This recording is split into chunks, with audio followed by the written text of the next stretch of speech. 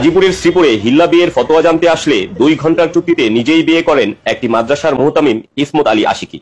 হিল্লা বিবাহ কি শরীয়ত সম্মত? সম্মানিত দর্শক মন্ডলী, এই জিজ্ঞাসাটি সমাজে অতীব গুরুত্বপূর্ণ। হিল্লা বিবাহ এদেশের মাটিতে বহু জায়গায় হচ্ছে এবং হিল্লা বিবাহকে মানুষ শরীয়ত বলেই বহাল রেখেছে। হিল্লা বিবাহ করার জন্য কিছু কিছু প্রতিষ্ঠানে কিছু লোককে নির্ধারণ করা আছে, যারা এক বৈঠকে 3 তালাক হয়ে গেছে মর্মে বউ সে ফেরত নিতে পারবে না ফতোয়া দিচ্ছেন। তারাই কিছু লোক নির্ধারণ করে রেখেছেন যে ওইসব আলেম বা হাফেজ বা ব্যক্তি এক রাতের জন্য ওই লোকের স্ত্রীকে বিবাহ করবে, তারপর সকালে তালাক দিয়ে দিবে, তখন সে লোকের জন্য বৈধ হয়ে যাবে। আপনারা হিল্লা বিবাহের কথাটি অবগত আছেন। হিল্লা বিবাহটি এদেশের সমাজে বহুল প্রচলিত একটি বিষয়। মানুষ রাগ করে এক বৈঠকে 3 তালাক দিয়ে দিয়ে ভুল বুঝতে পারছে এখন বউ কিভাবে ফেরত পাবে। হিল্লা বিবাহের পদ্ধতি অবলম্বন করছে, কারোর সাথে এক রাতের জন্য বিবাহ দিয়ে দিচ্ছে, সেখানে সে রাত যাপন করার পরে সকালে তাকে তালাক দিয়ে দিচ্ছে, তারপরে এই লোকটি আবার সেই স্ত্রীকে বিবাহ করে নিচ্ছে। এ হচ্ছে হিল্লা বিবাহ। দুঃখজনক হলেও সত্য যে এত বড় অপছন্দ কাজ, যার ব্যাপারে রাসূল সাল্লাল্লাহু আলাইহি সাল্লাম কঠোরভাবে অভিশাপ করেছেন, তাকে মানুষ নির্দ্বিধায় আমলে বাস্তবায়ন করছে এবং আলেম সমাজই তা বাস্তবায়ন করছেন এবং করার জন্য উদ্বুদ্ধ করছেন, এটাই বলতে হয়। সম্মানিত দর্শক মণ্ডলী, আমরা হিল্লা বিবাহকে হারাম নাজায়েজ বলি এবং এই বিবাহ একটা অভিশাপের মাধ্যম। যারা করছে, যারা করিয়ে নিচ্ছে, উভয়ই অভিশপ্ত। এমন নাজায়েজ হারাম কাজ জায়েজ নয়। আপনারা দেখুন, আপনাদের সামনে আমরা হিল্লা বিবাহ জায়েজ নয় মর্মে কয়েকটি সহিহ হাদিস পেশ করছি। ইবনে আব্বাস রাদিয়াল্লাহু তাআলা আনহু বলেন, রাসূল সাল্লাল্লাহু আলাইহি ওয়াসাল্লাম অভিশাপ করেছেন, লানা রাসূলুল্লাহ সাল্লাল্লাহু আলাইহি সাল্লাম আল মুহাল্লিলা ওয়াল মুহাল্লালা লাহু।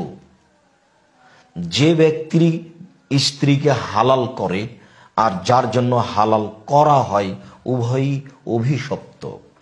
যে ব্যক্তি তার বউকে এক বৈঠকে 3 তালাক দিয়ে দিয়েছে, এখন ইমাম সাহেব বলেছেন, মুফতি সাহেব বলেছেন যে বউকে আর নেওয়া যাবে না, তবে হিল্লা বিবাহের মাধ্যমে নেওয়া যাবে। তো যে ব্যক্তি এই বউকে হালাল করলো সে হলো মুহাল্লিল, আর যার জন্য হালাল করা হলো, অর্থাৎ যার বউ ছিল তার জন্য হালাল করা হলো, তাকে বলা হয়েছে মুহাল্লাল্লাহু। সম্মানিত দর্শক মণ্ডলী, অত্র হাদিসে উভয়ই এর প্রতি রাসূল সাল্লাল্লাহু আলাইহি ওয়াসাল্লাম অভিশাপ করেছেন মর্মে হিল্লা বিবাহ জায়েজ নয়। আলী রাদিয়াল্লাহু তাআলা আনহু বলেন, লানা রাসূলুল্লাহ সাল্লাল্লাহু আলাইহি সাল্লাম আল মুহাল্লিলা ওয়াল মুহাল্লালা লাহু। যে ব্যক্তি হিল্লা বিবাহ পদ্ধতিতে কোনো মেয়েকে কোনো লোকের জন্য বৈধ করে, হালাল করে, তার উপরে অভিশাপ, এবং যার জন্য করা হয় তার উপরে অভিশাপ। ইবনে মাজাহ হাদিস নাম্বার 1934, 1935। ইবনে মাজাহর 1936 নম্বর হাদিসে আরো বলা হয়েছে, উকবা ইবনে আমির রাদিয়াল্লাহু তাআলা আনহু বলেন, রাসূল সাল্লাল্লাহু আলাইহি সাল্লাম বলেছেন, আলা উখবিরুকুম বিত্তাইসিল মুস্তাআরে। ধার করা পাঁঠার কথা আপনাদেরকে আমি বলবো না? কালু বালা ইয়া রাসূলুল্লাহ। সাহাবীগণ বললেন, হ্যাঁ আল্লাহর নবী বলেন, ধার করা পাঁঠা কি জিনিস? আবারও বলি, উকবা ইবনে আমির রাদিয়াল্লাহু তাআলা আনহু বলেন, রাসূল সাল্লাল্লাহু আলাইহি সাল্লাম বললেন, আলা উখবিরুকুম বিত্তাইসিল মুস্তাআরে। আমি তোমাদেরকে ধার করা পাঁঠার কথা বলবো না? কালু বালা ইয়া রাসূলুল্লাহ। সাহাবীগণ বললেন, বলেন আল্লাহ রাসূল, ধার করা পাঁঠা কি জিনিস? কালা, তখন তিনি বললেন, হুয়া আল মুহাল্লিলু। তা হচ্ছে হালালকারী। যে ব্যক্তি হিল্লার মাধ্যমে কারো স্ত্রীকে হালাল করে সে হচ্ছে ধার করা পাঁঠা। শুনতে ভারী লাগছে না? খারাপ লাগছে না? সম্মানিত দিনী ভাই বোন, এটাই এক শ্রেণীর আলেম বৈধ বলে সমাজে ব্যবহার করছেন, যা আপনারা খুব দিনের মতো অবগত আছেন। রাসূল সাল্লাল্লাহু আলাইহি সাল্লাম এই ভাষায় উল্লেখ করেছেন। তারপরের পরের বাক্যে তিনি বলেছেন, লানাল্লাহু আল মুহাল্লিলা ওয়াল মুহাল্লালা লাহু।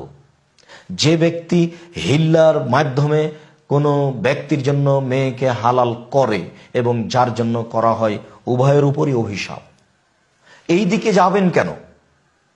এক বৈঠকে মানুষ 3 তালাক দিলে 1 তালাক এটাই চূড়ান্ত। আল্লাহ তাআলা বলছেন আর তালাক মারাতান, মানুষ তার বউকে ফিরিয়ে নেওয়ার ব্যাপারে 2 তালাক পর্যন্ত সুযোগ রয়েছে। এক বৈঠকে কেন, এক ঋতুতে, এক হাইজের মধ্যে এক ঋতুতে অর্থাৎ এক পবিত্রতায় 1,00,000 কোটি তালাক দিলে 1 তালাকই হবে। কেননা আল্লাহ তাআলা বলছেন তোমরা তোমাদের স্ত্রীদেরকে তালাক দাও তাদের ইদ্যতের মধ্যে। তো এক ইদ্যত সমান 1 মাস, 1 তহুর, তাহলে 3 তালাক হবে 3 তহুরে।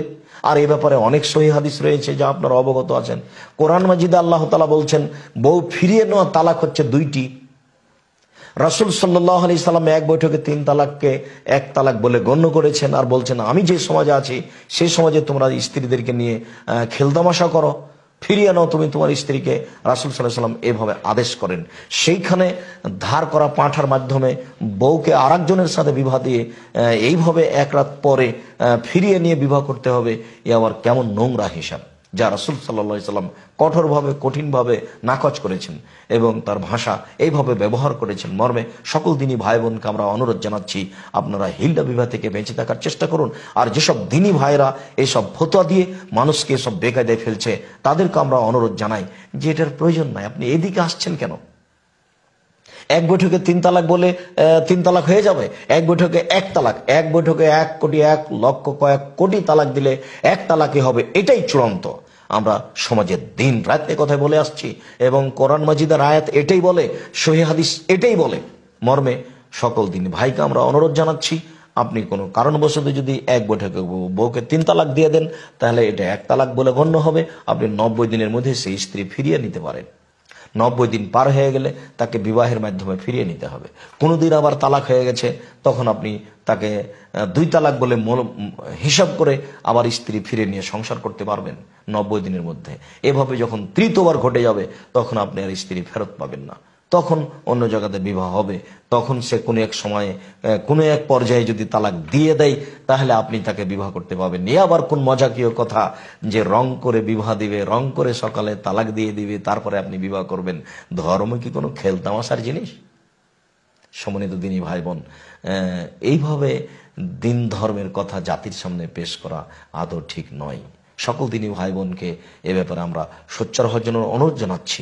আর যারা এইসব ফতোয়া দিচ্ছেন তাদের ব্যাপারে আল্লাহর কাছে আমরা হেদায়েত কামনা করছি। আল্লাহ তুমি তাদেরকে সঠিক পথে নিয়ে আসো, তারাও যেন কোরআন এবং সহিহ হাদিস অনুযায়ী ফতোয়া দিয়ে সমাজকে সঠিক পথে পরিচালিত করার চেষ্টা করে। তুমি সর্বশক্তিমান, তোমার দরবারে এই দাবি রেখে আমরা আপাতত এই ফতোয়াটি এখানে শেষ করছি। আল্লাহ আলা বিসসাওয়াব ওয়া সাল্লাল্লাহু আলা নবী ওয়া সাল্লাম। আসসালামু আলাইকুম।